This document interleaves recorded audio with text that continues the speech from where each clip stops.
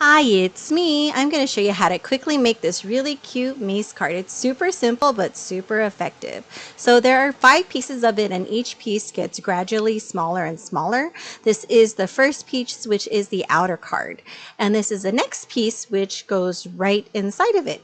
And as you're looking at it, if you look really closely, you'll notice it's getting an inch narrower and half an inch smaller or shorter in height.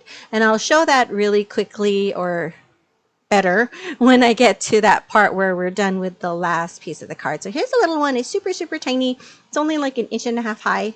And yes, let's fold this out and check this out. So when I take all of these pieces and put them together, you'll see they're all just an inch narrower and half an inch shorter than each other. So when you glue down the first piece, glue it down and make sure it opens down. Then glue the next piece, the next size down, and it's going to open to the left. And then this piece is going to open up.